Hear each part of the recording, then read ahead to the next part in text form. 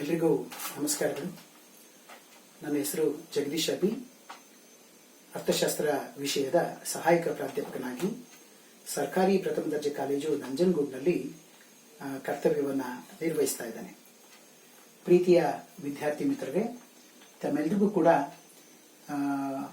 ಅಂತಿಮ BA 6ನೇ ಸೆಮಿಸ್ಟರ್ನ ಭಾರತೀಯ ಆರ್ಥಿಕ ಚಿಂತನೆಗಳು ಇಂಡಿಯನ್ ಎಕನಾಮಿಕ್ ಥಾಟ್ ಎಂಬ ಈ ಪಠ್ಯ ವಿಷಯಕ್ಕೆ ಸಂಬಂಧಿಸಿದಂತೆ ಡಾಕ್ಟರ್ BR ಅಂಬೇಡ್ಕರ್ ಅವರ ಕುರಿತಾದಂತಹ ಸ್ಟೇಟ್ ಸೋಷಿಯಲಿಸಂ ಅಂಡ್ ಅನ್ಟಚಬಿಲಿಟಿ ಅನ್ನುವಂತಹ ಇವತ್ತಿನ 36ನೇ ಸೆಷನ್ನಿನ ಒಂದು ಅಧಿವೇಶನಕ್ಕೆ ಬಹಳ ಪ್ರೀತಿಪೂರ್ವಕವಾಗಿ ಸ್ವಾಗತವನ್ನು ಕೋರ್ತಾ ಇದ್ದೇನೆ. ಪ್ರೀತಿಯ ವಿದ್ಯಾರ್ಥಿ ಮಿತ್ರರೇ, ನಾನು ಈಗಾಗಲೇ ಡಾಕ್ಟರ್ BR ಅಂಬೇಡ್ಕರ್ ಅವರ ಬಗ್ಗೆ ಸಾಕಷ್ಟು ಮಾಹಿತಿಗಳನ್ನು ನೀಡ್ತಾ ಬಂದಿದ್ದೇನೆ. ಕಳೆದ ಸೆಷನ್ ಅಲ್ಲಿ ಭೂ ಹಿಡುವಳಿ ಪದ್ಧತಿಯ ಬಗ್ಗೆ ಅಂಬೇಡ್ಕರ್ ಅವರ ವಿಚಾರಗಳು ಏನಾಗಿತ್ತು ಅನ್ನುವುದರ ಬಗ್ಗೆ ತಮ್ಮ ಗಮನವನ್ನು ಸೆಳೆಯುವಂತಹ ಒಂದು ಪ್ರಯತ್ನವನ್ನು ಮಾಡಿದ್ದೆ. ಸೊ ಇವತ್ತು ಅಂಬೇಡ್ಕರ್ ಅವರ ಬಹುಮುಖ್ಯವಾಗಿರ್ತಕ್ಕಂಥ ಒಂದು ದೃಷ್ಟಿಕೋನ ಸ್ಟೇಟ್ ಸೋಷಿಯಲಿಸಂ ಅಂಡ್ ಅನ್ಟಚಬಿಲಿಟಿ ಅನ್ನೋದ್ರ ಬಗ್ಗೆ ಒಂದಷ್ಟು ವಿಚಾರಗಳನ್ನ ನಾವು ಇವತ್ತು ತಿಳ್ಕೊಳ್ಳೋಣ. ಅಂಬೇಡ್ಕರ್ ಅವರ ಆರ್ಥಿಕ ಚಿಂತನೆಯಲ್ಲಿ ಅತ್ಯಂತ ಮಹತ್ವದ ಭಾಗ ಇದಾಗಿದೆ.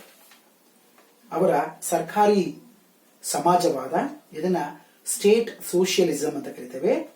ಈ ಸರ್ಕಾರಿ ಸಮಾಜವಾದದ ಒಂದು ವಿಚಾರಗಳನ್ನ ನಾವು ಖಂಡಿತವಾಗಿ ಕೂಡ ಅಧ್ಯಯನ ಮಾಡಬೇಕಾದದ್ದು ನಮ್ಮೆಲ್ಲರ ಒಂದು ಪ್ರಮುಖವಾದಂತಹ ಗುರಿಯಾಗಬೇಕು. ಯಾಕೆಂದ್ರೆ ಈ ಸರ್ಕಾರಿ ಸಮಾಜವಾದದ ವಿಚಾರದಲ್ಲಿ ಅಂಬೇಡ್ಕರ್ ಅವರು ಇಡೀ ಸಮಾಜಕ್ಕೆ ಯಾವ ರೀತಿಯಾಗಿ ನಾವು ನ್ಯಾಯವನ್ನು ಒದಗಿಸಿಕೊಡ್ಬೇಕು ಅನ್ನುವಂತಹ ಮಹತ್ವಪೂರ್ಣವಾದಂತಹ ಕೆಲವೊಂದು ವಿಚಾರಗಳನ್ನ ಹೇಳಿದ್ದಾರೆ. ಸೊ ಈ ಒಂದು ವಿಚಾರಕ್ಕೆ ಸಂಬಂಧಪಟ್ಟ ಹಾಗೆ ಅಂಬೇಡ್ಕರ್ ಅವರ ಸರ್ಕಾರಿ ಸಮಾಜವಾದವು ದಲಿತರಿಗೆ, ಗಿರಿಜನರಿಗೆ, ಹಿಂದುಳಿದವರಿಗೆ ಮತ್ತು ಕೈಗಾರಿಕಾ ಕಾರ್ಮಿಕರಿಗೆ ಜೀವನಾಧಾರ, ಸಾಮಾಜಿಕ ಸಮಾನತೆ ಮತ್ತು ಉನ್ನತಿ ಕಲ್ಪಿಸುವಂತಹ ಮಹಾನ್ ಆಶಯಗಳನ್ನ ಹೊಂದಿದ್ದು, ಸಾಮಾಜಿಕ ಆರ್ಥಿಕ ಅಭಿವೃದ್ಧಿಯ ಮಾದರಿ ಮತ್ತು ಯೋಜನೆಗಳ ಬಗೆಗೆ ಅವರ ಚಿಂತನೆಯ ಮೂಲಕ ಚಿಂತನೆಯು ಅಂತಿಮ ಮೂಲ ಮತ್ತು ನೆಲೆಯಾಗಿದೆ ಅನ್ನುವಂಥದ್ದನ್ನ ನಾವಿಲ್ಲಿ ಹೇಳಬಹುದು. ದಲಿತರೇ ಆಗಿರ್ಲಿ, ಹಿಂದುಳಿದವರೇ ಆಗಿರ್ಲಿ, ಸಮಾಜದಲ್ಲಿ ತುಳಿತಕ್ಕೆ ಒಳಗಾದವರೇ ಆಗಲಿ, ಇವರೆಲ್ಲರಿಗೂ ಕೂಡ ಸಮಾನತೆಯನ್ನು ಯಾವ ರೀತಿಯಾಗಿ ಸರ್ಕಾರದ ಮುಖಾಂತರವೇ ನಾವು ಒದಗಿಸ್ಕೊಡ್ಬೇಕು ಅನ್ನುವಂತಹ ಬಹಳ ಮಹತ್ವಪೂರ್ಣವಾದಂತಹ ವಿಚಾರಗಳನ್ನ ಇಲ್ಲಿ ಅಂಬೇಡ್ಕರ್ ಅವರು ತಿಳಿಸ್ತಾರೆ. ಸೊ ಹಾಗಾಗಿ ಅಂಬೇಡ್ಕರ್ ಅವರ ಸರ್ಕಾರಿ ಸಮಾಜವಾದದ ಬಗ್ಗೆ ತಿಳಿದುಕೊಳ್ಳುವಂಥದ್ದು ನಮ್ಮೆಲ್ಲರಿಗೂ ಕೂಡ ತುಂಬಾ ಅವಶ್ಯಕವಾದಂತಹ ಒಂದು ಅಂಶ ಅನ್ನುವಂಥದ್ದನ್ನ ಈ ನಿಟ್ಟಿನಲ್ಲಿ ಹೇಳ್ಬೋದು. ಡಾಕ್ಟರ್ BR ಅಂಬೇಡ್ಕರ್ ಅವರ ಪ್ರಕಾರ ಸರ್ಕಾರಿ ಸಮಾಜವು 2 ಪ್ರಮುಖವಾದಂತಹ ಲಕ್ಷಣಗಳನ್ನ ಹೊಂದಿದೆ. ಆ ಮೊದಲನೇ ಲಕ್ಷಣ ಯಾವುದು ಅಂತಂದ್ರೆ ಬಹಳ ಸೂಕ್ಷ್ಮವಾಗಿ ಇದನ್ನ ನಾವು ಅರ್ಥೈಸಿಕೊಳ್ಬೇಕಾದಂತಹ ಒಂದು ಅವಶ್ಯಕತೆ ಇದೆ. ಮೊದಲನೇದು ಯಾವುದು ಅಂತಂದ್ರೆ ಅದು ಆರ್ಥಿಕ ಜೀವನದ ಮಹತ್ವದ ಕ್ಷೇತ್ರಗಳಲ್ಲಿ ಸರ್ಕಾರಿ ಸಮಾಜವಾದದ ಪ್ರಸ್ತಾವನೆಯನ್ನ ಇಡುತ್ತದೆ. ಮತ್ತೊಮ್ಮೆ ಹೇಳ್ತಾ ಇದ್ದೀನಿ, ಆರ್ಥಿಕ ಜೀವನದ ಮಹತ್ವದ ಕ್ಷೇತ್ರಗಳಲ್ಲಿ ಸರ್ಕಾರಿ ಸಮಾಜವಾದದ ಪ್ರಸ್ತಾವನೆಯನ್ನ ಇವರು ಇಡ್ತಾರೆ. ಎಲ್ಲೆಲ್ಲಿ ಮಹತ್ವದ ಕ್ಷೇತ್ರಗಳಿದೆ ಅಲ್ಲೆಲ್ಲವೂ ಕೂಡ ಇನ್ಜಸ್ಟಿಸ್ ಇದೆ. ಇವರು ಜಸ್ಟಿಸ್ ಬೇಕು ಅನ್ನುವಂತಹ ಒಂದು ವಿಚಾರವನ್ನು ಇಲ್ಲಿ ಹೇಳುವಂತಹ ಒಂದು ಪ್ರಯತ್ನವನ್ನ ಮಾಡ್ತಾರೆ. ಎರಡನೇದಾಗಿ ಮತ್ತೊಂದು ವಿಶೇಷ ಲಕ್ಷಣ ಯಾವುದು ಅಂತಂದ್ರೆ ಅದು ಸರ್ಕಾರಿ ಸಮಾಜವಾದ ಸ್ಥಾಪನೆಯನ್ನ ಶಾಸಕಾಂಗದ ಅಭಿಪ್ರಾಯಕ್ಕೆ ಬಿಡುವುದಿಲ್ಲ. ನೋಡಿ ಎಷ್ಟು ಚೆನ್ನಾಗಿದೆ. ಶಾಸಕಾಂಗ, ಕಾರ್ಯಾಂಗ, ನ್ಯಾಯಾಂಗ ಇವುಗಳು ಸರ್ಕಾರದ ಅಸ್ತ್ರಗಳು. ಶಾಸಕಾಂಗ ಶಾಸನಗಳನ್ನು ರೂಪಿಸುತ್ತೆ, ಕಾರ್ಯಾಂಗ ಅದನ್ನ ಅನುಷ್ಠಾನಕ್ಕೆ ತರತ್ತೆ, ಮತ್ತು ನ್ಯಾಯಾಂಗ ಎಲ್ಲಾದ್ರೂ ಏನಾದ್ರೂ ತಪ್ಪುಗಳಾಗಿದ್ರೆ ಆ ತಪ್ಪುಗಳನ್ನು ತಿದ್ದುವಂತಹ ಮತ್ತು ಅವುಗಳಿಗೆ ರಕ್ಷಣೆಯನ್ನು ಕೊಡುವಂತಹ ಒಂದು ವ್ಯವಸ್ಥೆಯನ್ನ ನ್ಯಾಯಾಂಗ ಅನ್ನುವಂಥದ್ದು ಮಾಡುತ್ತೆ. ಈ ಶಾಸಕಾಂಗ, ಕಾರ್ಯಾಂಗ, ನ್ಯಾಯಾಂಗದ ಯಾವುದೇ ಒಂದು ವಿಚಾರಗಳಿಗೆ ನಿಲುಕದ, ಶಾಸಕಾಂಗಕ್ಕೂ ಕೂಡ ಅದರ ವ್ಯವಸ್ಥೆಯ ಒಂದು ಅಭಿಪ್ರಾಯಗಳಿಗೆ ಮನ್ನಣೆಯನ್ನ ಕೊಡದೇನೆ ಅದು ಸರ್ಕಾರಿ ಸಮಾಜವಾದವನ್ನ ಸಂವಿಧಾನದ ಕಾನೂನಿನ ಪ್ರಕಾರವೇ ಸ್ಥಾಪಿಸಿ ಬಿಡುತ್ತೆ. ಸಂವಿಧಾನದಲ್ಲಿ ಎಲ್ಲವೂ ಇರುತ್ತೆ. ಸಂವಿಧಾನದ ಪ್ರಕಾರವಾಗಿ ಈ ಒಂದು ಏನು ಸ್ಟೇಟ್ ಸೋಷಿಯಲಿಸಂನಲ್ಲಿ ಈ ನ್ಯಾಯ ಅನ್ನುವಂಥದ್ದನ್ನ, ಎಲ್ಲರೂ ಭಾಗವಹಿಸುವಂತಹ ಒಂದು ಹಕ್ಕನ್ನ, ಎಲ್ಲರೂ ಮಾತನಾಡುವಂತಹ ಒಂದು ಹಕ್ಕನ್ನ, ಎಲ್ಲರಿಗೂ ಸಮಾನತೆಯ ಒಂದು ಆದ್ಯತೆಯನ್ನ ಕೊಡುವಂತಹ ಒಂದು ನಿಟ್ಟಿನಲ್ಲಿ ಸಂವಿಧಾನದಲ್ಲೇ ಇದನ್ನ ಹೇಳಲಾಗತ್ತೆ. ಸೊ ಈ ತತ್ವಗಳನ್ನ ಶಾಸಕಾಂಗ, ಕಾರ್ಯಾಂಗ, ನ್ಯಾಯಾಂಗಗಳು ಪಾಲಿಸಬೇಕಾಗತ್ತೆ, ಯಾವುದನ್ನು ರೂಪಿಸಬೇಕಾಗಿಲ್ಲ ಇವರು. ಸೊ ಹಾಗಾಗಿ ಇಲ್ಲಿ ಮತ್ತೊಮ್ಮೆ ನಾನು ನಿಮಗೆ ಅದನ್ನ ಗಮನಕ್ಕೆ ತರ್ತಾ ಇದ್ದೀನಿ. ಸರ್ಕಾರಿ ಸಮಾಜವಾದದ ಸ್ಥಾಪನೆಯನ್ನ ಶಾಸಕಾಂಗದ ಅಭಿಪ್ರಾಯಕ್ಕೆ ಬಿಡುವುದಿಲ್ಲ.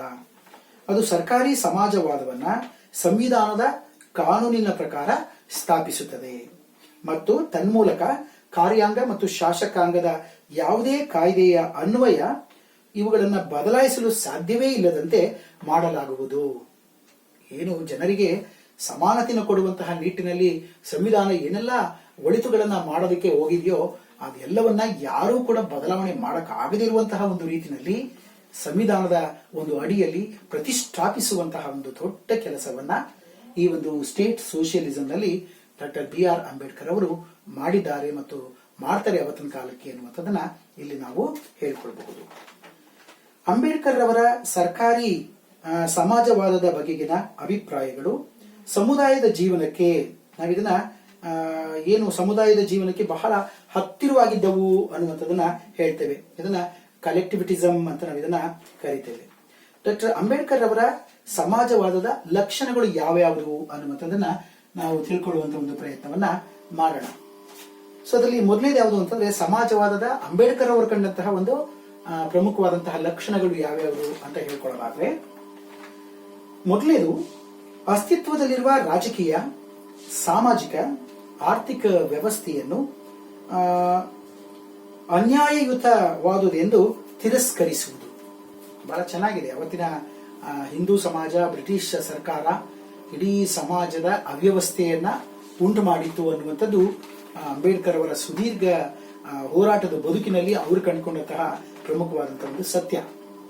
ಸೊ ಹಾಗಾಗಿ ಅಂಬೇಡ್ಕರ್ ಅವರು ಈ ತರದ ಒಂದು ಸಮಾಜವಾದದ ಕೆಲವು ಲಕ್ಷಣಗಳನ್ನ ಅವರು ಹೇಳ್ತಾರೆ. ಸೊ ಅಸ್ತಿತ್ವದಲ್ಲಿರುವ ರಾಜಕೀಯ, ಸಾಮಾಜಿಕ ಮತ್ತು ಆರ್ಥಿಕ ವ್ಯವಸ್ಥೆಯನ್ನ ಅನ್ಯಾಯಯುತವಾದುದೆಂದು ತಿರಸ್ಕರಿಸುವುದು, ಯಾವ ವ್ಯವಸ್ಥೆಗಳು ಸರಿ ಇಲ್ಲ ಅನ್ನುವಂಥದ್ದು. ಸೊ ಎರಡನೇದು, ಒಬ್ಬ ವ್ಯಕ್ತಿ ಒಂದು ಮೌಲ್ಯ, ಒಂದೇ ಮತ ಆಧಾರದಲ್ಲಿ ಹೊಸ ವ್ಯವಸ್ಥೆಯೊಂದನ್ನ ರೂಪಿಸಿಕೊಳ್ಳುವುದು.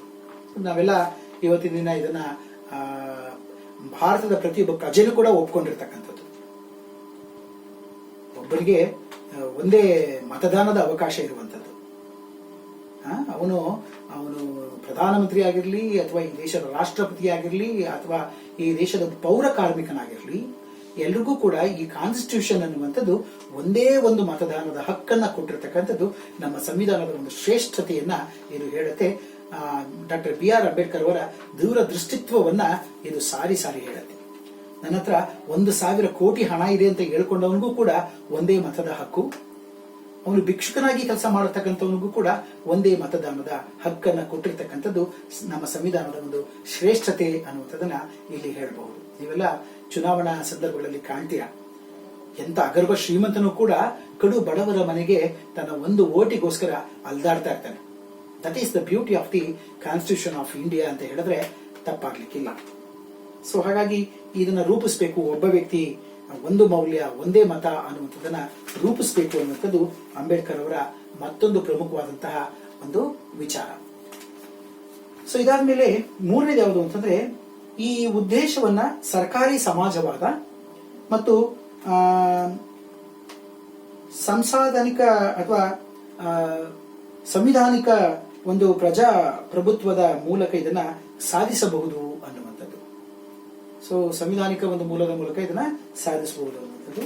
ನಂತರ ನಾಲ್ಕನೇದು, ಅಸ್ತಿತ್ವದಲ್ಲಿರುವ ವ್ಯವಸ್ಥೆಯ ಅನೈತಿಕತೆಯು ಹಿಂದುಳಿದ ಅಥವಾ ಹಿಂದೂಗಳ ನಡವಳಿಕೆ ಮತ್ತು ಭ್ರಷ್ಟ ಸಾಮಾಜಿಕ ಸಂಸ್ಥೆಗಳಲ್ಲಿ ಬೇರು ಬಿಟ್ಟಿದ್ದು ಅದರ ಮೂಲವನ್ನ ಅವುಗಳಲ್ಲಿ ಹುಡುಕಬಹುದಾಗಿದೆ ಅನ್ನುವಂಥದ್ದನ್ನು ಕೂಡ ಅಂಬೇಡ್ಕರ್ ಅವರು ತಿಳಿಸ್ತಾರೆ. ನಮ್ಮ ಏನು ಒಂದು ಹಿಂದೂ ಸಂಸ್ಕೃತಿ, ಹಿಂದೂ ವ್ಯವಸ್ಥೆ ಅನ್ನುವಂತಿದೆ, ಈ ಎಲ್ಲ ವ್ಯವಸ್ಥೆಗಳಲ್ಲಿ ಅನೇಕ ಭ್ರಷ್ಟಾಚಾರದ ಒಂದು ನಡವಳಿಕೆಗಳು, ಸಾಮಾಜಿಕ ಒಂದು ಅನಿಷ್ಟ ಪದ್ಧತಿಗಳು ಈ ಒಂದು ವ್ಯವಸ್ಥೆ ಒಳಗಿದ್ದಾವೆ.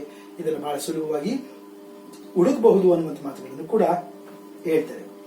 ಐದನೇದಾಗಿ ಆದರ್ಶವನ್ನು ಸಂವಿಧಾನಿಕ ವಿಧಾನಗಳ ಮೂಲಕ ಮಾತ್ರವೇ ಸಾಧಿಸಲು ಕಾರ್ಯಕ್ರಮವನ್ನು ರೂಪಿಸುವುದು. ನಾವೇನೇನು ಆದರ್ಶಗಳನ್ನು ಇಟ್ಕೊಂಡಿರ್ತೀವಿ, ಒಂದು ಸಮಾಜ ಅಂದ್ರೆ ಹೇಗಿರಬೇಕು, ಆ ಸಮಾಜದ ಜನರು ಯಾವ ಒಂದು ನೆಲೆಯಲ್ಲಿ ಸರಿಸಮಾನತೆಯಿಂದ ಬದುಕಬೇಕು ಮತ್ತು ಬಾಳ್ಬೇಕು, ಎಲ್ಲರಿಗೂ ನ್ಯಾಯ ಅನ್ನುವಂಥದ್ದು ಒಂದೇ ಆಗಿರಬೇಕು ಅನ್ನುವಂತಹ ಒಂದು ನೆಲೆಗಟ್ಟಿನ ಆಧಾರದ ಮೇಲೆ ಡಾಕ್ಟರ್ ಬಾಬಾ ಸಾಹೇಬ್ ಅಂಬೇಡ್ಕರ್ ಅವರು ಒಂದು ಆದರ್ಶಗಳು ಅನ್ನುವಂಥದ್ದನ್ನ ಏನಾದ್ರು ನಾವು ಇಟ್ಕೊಂಡಿದ್ರೆ ಅದು ಸಂವಿಧಾನದ ಮುಖಾಂತರ ಮಾತ್ರವೇ ನಾವು ಈಡೇರಿಸಿಕೊಳ್ಳೋದಕ್ಕೆ ಸಾಧ್ಯ ಅನ್ನುವಂಥ ಮಾತುಗಳನ್ನ ಮತ್ತೊಂದು ಪ್ರಮುಖ ಲಕ್ಷಣವಾಗಿ ಹೇಳುವಂತ ಒಂದು ಪ್ರಯತ್ನವನ್ನು ಇಲ್ಲಿ ಮಾಡ್ತಾರೆ.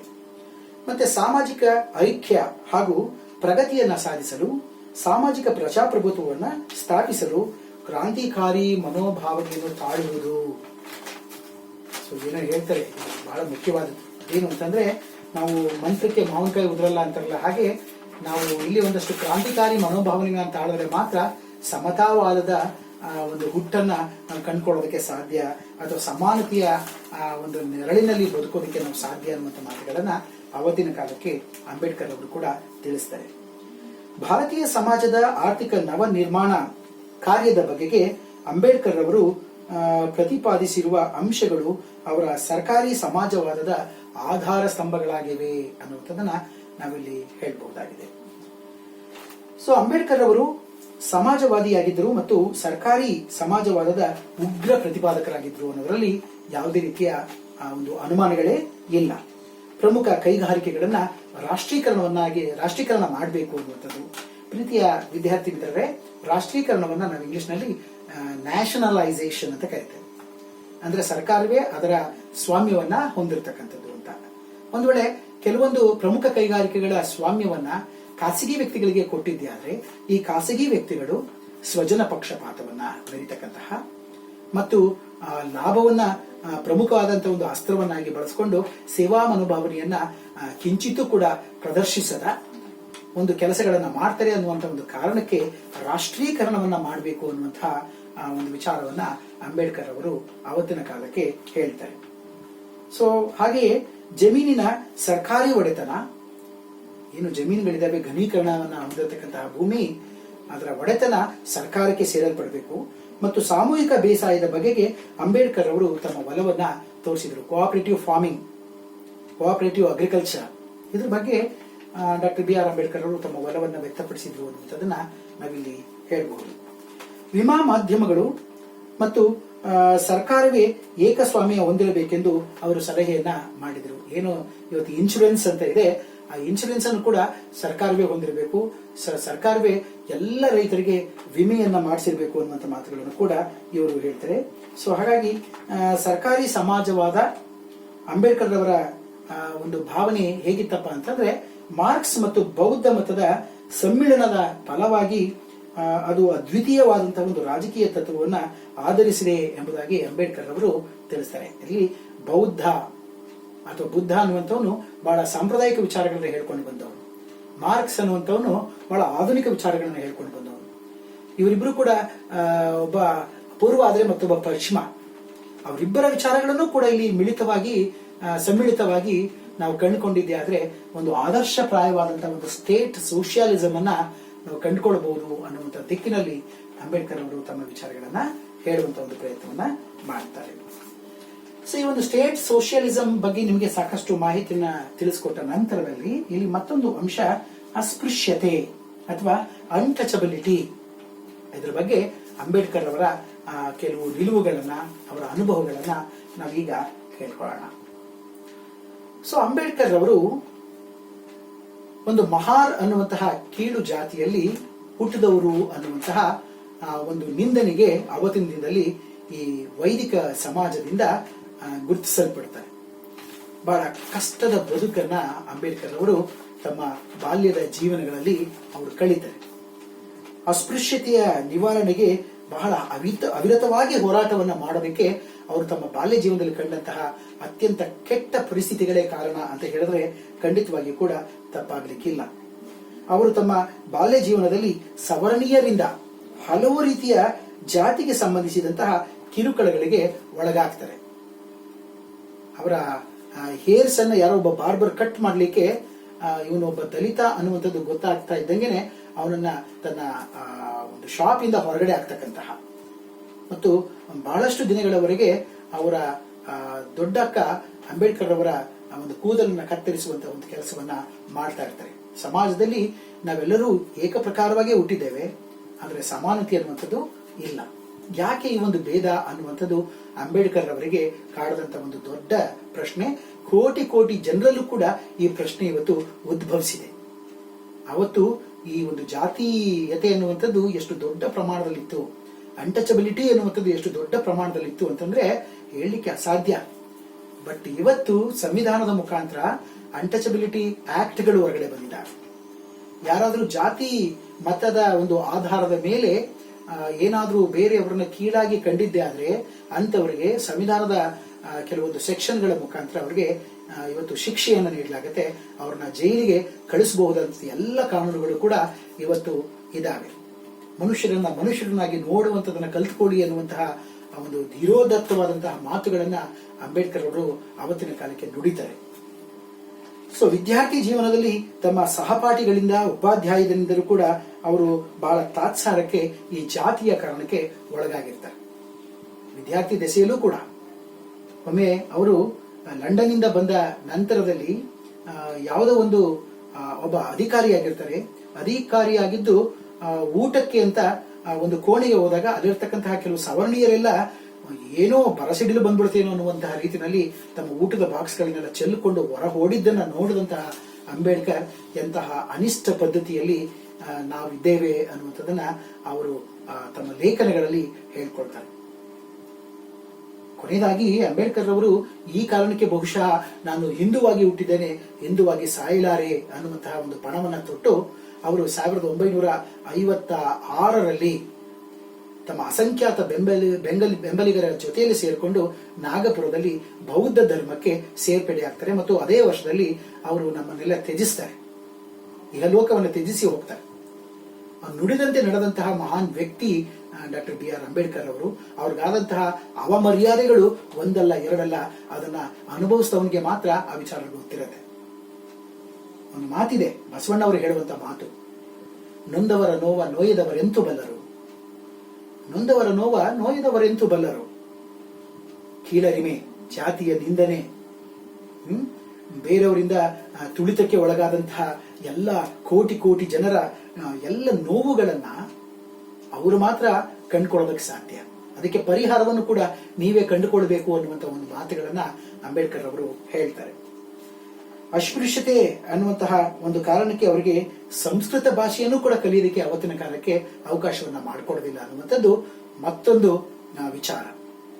ನಾವೇನು ಮನುಧರ್ಮಶಾಸ್ತ್ರ ಅನ್ನುವಂಥದ್ದು ಏನ್ ಕರಿತೇವೆ ಅದರಲ್ಲೂ ಕೂಡ ಮಹಿಳೆಯರಿಗೆ ಶಿಕ್ಷಣ ಅನ್ನುವಂಥದ್ದನ್ನ ಕೊಡಬಾರದು ಅನ್ನುವಂಥದ್ದು ಅಲ್ಲಿ ದಾಖಲಾಗಿದೆ ಅನ್ನುವಂತಹ ಒಂದು ವಿಚಾರ. ಅಂಬೇಡ್ಕರ್ ಅವರು ಈ ಕಾರಣಕ್ಕೆ ಮನುಧರ್ಮಶಾಸ್ತ್ರವನ್ನ ಸುಟ್ಟು ಹಾಕ್ತಾರೆ. ಅವರು ಸುಟ್ಟು ಹಾಕೋದ್ರ ಮುಖಾಂತರ ಅವರು ಮನುಷ್ಯರಂತೆ ಕಾಡುವಂತಹ ಧರ್ಮ ನಮಗೆ ಬೇಕು, ಅದು ಸಂವಿಧಾನದ ಒಂದು ಧರ್ಮ ಆಗಿರುತ್ತೆ ಅನ್ನುವಂಥ ಮಾತುಗಳನ್ನ ಅವತ್ತಿನ ಕಾಲದಲ್ಲಿ ಹೇಳ್ತಾರೆ. ಸೊ ಹಾಗಾಗಿ ಅಸ್ಪೃಶ್ಯತೆಯ ಒಂದು ನಿವಾರಣೆಗೆ ಅಂಬೇಡ್ಕರ್ ಅವರು ಕಂಕಣಬದ್ಧರಾಗಿದ್ರು. ಈ ಎಲ್ಲ ನೋವುಗಳ ಕಾರಣದಿಂದಾಗಿ ಅಸ್ಪೃಶ್ಯತೆ, ಅನ್ಟಚಬಿಲಿಟಿ ಅನ್ನುವಂಥ ಒಂದು ಇದನ್ನ ಸಂಪೂರ್ಣ ತೊಡೆದು ಹಾಕಬೇಕು ಅನ್ನುವಂಥ ಒಂದು ದೊಡ್ಡ ಪ್ರಯತ್ನವನ್ನ ಕಾನೂನಿನ ಮುಖಾಂತರ ಮಾಡುವಂತ ಒಂದು ಪ್ರಯತ್ನವನ್ನ ಇವರು ಮಾಡ್ತಾರೆ. ಮನುಷ್ಯರೆಲ್ಲ ಒಂದೇ ಎಂದು ಪ್ರಬಲವಾಗಿ ನಂಬಿದ್ದ ಅವರಿಗೆ ಅಸ್ಪೃಶ್ಯತೆಯ ವ್ಯವಸ್ಥೆಯು ತುಂಬಾ ವಿಚಿತ್ರವಾಗಿ ಹಾಗೂ ದೋಷಪೂರಿತವಾಗಿ ಕಾಣಿಸ್ತಾ ಇತ್ತು. ನಾವೆಲ್ಲ ಮನುಷ್ಯರು, ಎಲ್ಲರೂ ಒಂದೇ ರೀತಿಯಲ್ಲಿ ಹುಟ್ಟುತ್ತೇವೆ. ಅದು ಯಾಕೆ ಮನುಷ್ಯರು ಒಬ್ಬರನ್ನ ಕೀಳು ಒಬ್ಬರನ್ನ ಮೇಲು ಅಂತ ಕಾಣ್ತಾ ಇದ್ದಾರೆ, ಯಾಕೆ ಈ ಸೊಸೈಟಿ ಹೀಗಿದೆ ಅನ್ನುವಂಥದ್ದು ಇವರ ಚಿಂತನೆಗಳಿಗೆ ಬಹುದೊಡ್ಡ ಒಂದು ಆಯಾಮವನ್ನು ತಂದುಕೊಡುತ್ತೆ ಎನ್ನುವಂಥದ್ದನ್ನ ಇಲ್ಲಿ ನಾವು ಹೇಳ್ಬಹುದು. ಅಸ್ಪೃಶ್ಯರ ಅಭ್ಯುದಯ ಮತ್ತು ಅಭಿವೃದ್ಧಿ, ಅದರ ಬಗೆಗೆ ಅಂಬೇಡ್ಕರ್ ಅವರು ತಮ್ಮ ಚಿಂತನೆಯನ್ನ ಯಾವಾಗಲೂ ಕೂಡ ಮಾಡ್ತಾ ಇದ್ರು ಅನ್ನುವಂಥದ್ದು. ಈ ಕಾರಣಕ್ಕಾಗಿ ಉನ್ನತ ವ್ಯಾಸಂಗವನ್ನು ಕೂಡ ಅವರು ಮಾಡಿದ್ರು ಅನ್ನುವಂಥದ್ದನ್ನ ಇಲ್ಲಿ ಹೇಳಲಿಕ್ಕೆ ಇಷ್ಟಪಡ್ತೇನೆ. ಅಸ್ಪೃಶ್ಯರು ತಮ್ಮ ಉನ್ನತಿಗಾಗಿ ತಾವೇ ಹೋರಾಡಬೇಕು ಎಂಬುದು ಅಂಬೇಡ್ಕರ್ ಅವರ ವಾದವಾಗಿತ್ತು. ನಮ್ಮ ಈ ಜಾತಿಯ ಒಂದು ಏನು ನಿಂದನೆಗಳಿದಾವೆ, ಅವಮಾನಗಳಿದಾವೆ, ಇವುಗಳಿಂದ ಹೊರಬರೋದಕ್ಕೆ ನಾವೇ ಪ್ರಯತ್ನ ಮಾಡಬೇಕು, ಬೇರೆಯವರು ಪ್ರಯತ್ನ ಮಾಡಿದ್ರೆ ಸಾಲಲ್ಲ ಅನ್ನುವಂಥ ಮಾತುಗಳನ್ನ ಅಂಬೇಡ್ಕರ್ ಅವರು ಹೇಳ್ತಾ ಇದ್ರು. ಮೂಕ ನಾಯಕ ಎಂಬ ಒಂದು ಪತ್ರಿಕೆಯಲ್ಲಿ ಹಲವು ಲೇಖನಗಳನ್ನು ಬರೆದಂತಹ ಅಂಬೇಡ್ಕರ್ ಅವರು ಅಸ್ಪೃಶ್ಯರಿಗೆ ಶಿಕ್ಷಣ ಮತ್ತು ಇತರೆ ಸೌಲಭ್ಯಗಳನ್ನ ನೀಡಬೇಕು ಮತ್ತು ಇದು ರಾಷ್ಟ್ರೀಯ ಅಗತ್ಯವೂ ಕೂಡ ಹೌದು ಅನ್ನುವಂಥದ್ದನ್ನ ತಮ್ಮ ಲೇಖನಗಳಲ್ಲಿ ಪ್ರತಿಪಾದಿಸಿದ್ದಾರೆ. ರಾಷ್ಟ್ರೀಯ ಅಗತ್ಯ ಯಾವುದು ಅಂತಂದ್ರೆ ಇವತ್ತಿನ ಕಾಲಕ್ಕೆ ಕುಡಿಯುವ ನೀರು, ಇತ್ತೀಚಿನ ದಿನಗಳಲ್ಲಿ ನೋಡಿದ್ರೆ ಆಕ್ಸಿಜನ್.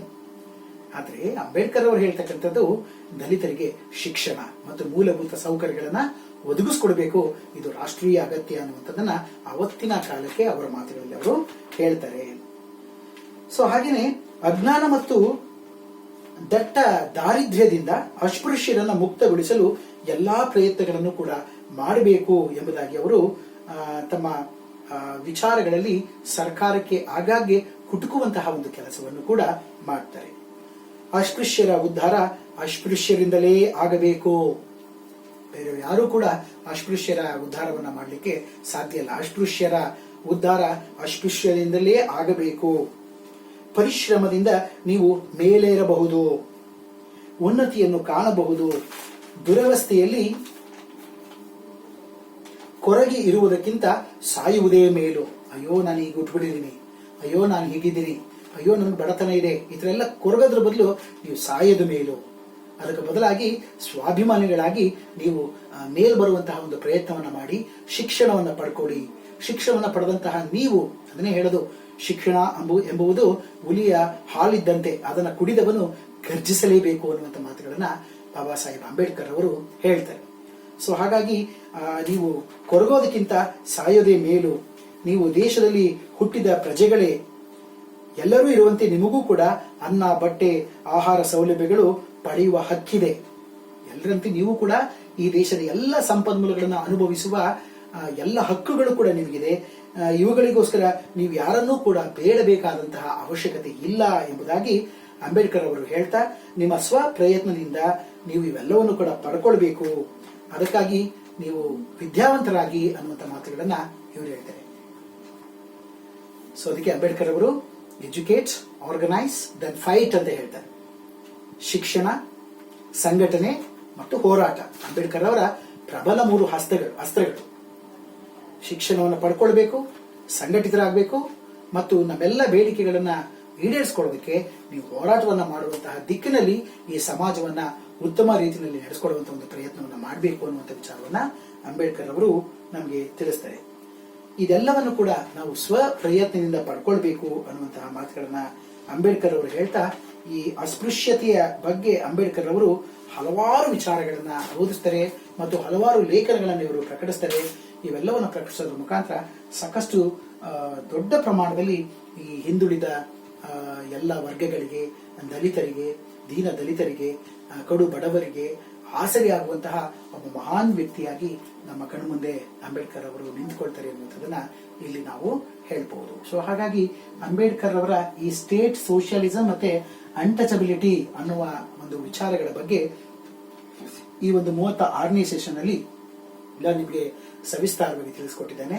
ಈ ಲಿಟರೇಚರ್ ಅನ್ನೋದು ಇವತ್ತು ಬಹು ದೊಡ್ಡ ಪ್ರಮಾಣದಲ್ಲಿ ಬೆಳವಣಿಗೆ ಆಗಿದೆ. ಹಾಗಾಗಿ ನಿಮಗೆ ಬೇಕಿರ್ತಕ್ಕಂಥ 10 ಮಾಹಿತಿಗಳನ್ನ ನೀವು ಇಂಟರ್ನೆಟ್ಗಳ ಮುಖಾಂತರ, ಬೇರೆ ಬೇರೆ ಲೈಬ್ರರಿಗಳನ್ನ ಆಕ್ಸೆಸ್ ಮಾಡ್ಕೊಳ್ಳೋದ್ರ ಮುಖಾಂತರ ನೀವು ಇದನ್ನ ಇನ್ನೂ ಹೆಚ್ಚಿನ ಪ್ರಮಾಣದಲ್ಲಿ ಪಡ್ಕೊಂಡು ಅಂಬೇಡ್ಕರ್ ಅವ್ರನ್ನ ನೀವು ಇನ್ನೂ ಹೆಚ್ಚಾಗಿ ತಿಳ್ಕೊಂಡು ಅವರು ನಡೆಸಿಕೊಟ್ಟಂತಹ ಒಂದು ದಾರಿಯಲ್ಲಿ ಹೋಗಿದ್ದೆ ಆದ್ರೆ ಒಂದು ಒಳ್ಳೆಯ ಪ್ರಜಾಪ್ರಭುತ್ವ ರಾಷ್ಟ್ರವಾಗಿ ಭಾರತ ದೇಶ ಪ್ರಜ್ವಲಿಸುತ್ತೆ ಅನ್ನುವಂತಹ ಮಾತಿನಲ್ಲಿ ಯಾವುದೇ ರೀತಿಯ ಒಂದು ದೋಷ ಇಲ್ಲ ಅನ್ನುವಂಥದ್ದನ್ನ ಹೇಳೋದ್ರ ಮುಖಾಂತರ ಈ ಒಂದು ಸೆಷನ್ಗೆ ಅನುವನ್ನ ಮಾಡಿಕೊಟ್ಟು ಈ ಒಂದು ವಿಡಿಯೋಗಳನ್ನು ವೀಕ್ಷಣೆ ಮಾಡೋದ್ರ ಮುಖಾಂತರ ಮತ್ತಷ್ಟು ಜ್ಞಾನಾರ್ಜನೆಯನ್ನು ನೀವು ಹೆಚ್ಚಿಕೊಳ್ಳಿ ಅನ್ನೋದರ ಮುಖಾಂತರ ನಿಮ್ಮ ಪರೀಕ್ಷೆಯ ಫಲಿತಾಂಶ ಉತ್ತಮವಾಗಿರಲಿ ಅಂತ ನಾನು ಆಶಿಸ್ತಾ ಈ ಒಂದು ಅವಕಾಶವನ್ನು ಕೊಟ್ಟಿದ್ದಕ್ಕೆ ತಮ್ಮೆಲ್ಲರಿಗೂ ಕೂಡ ನಾನು ತುಂಬ ಹೃದಯದ ಧನ್ಯವಾದಗಳನ್ನು ಅರ್ಪಿಸ್ತೇನೆ. ತಮ್ಮೆಲ್ಲರಿಗೂ ಕೂಡ ನಮಸ್ಕಾರಗಳು.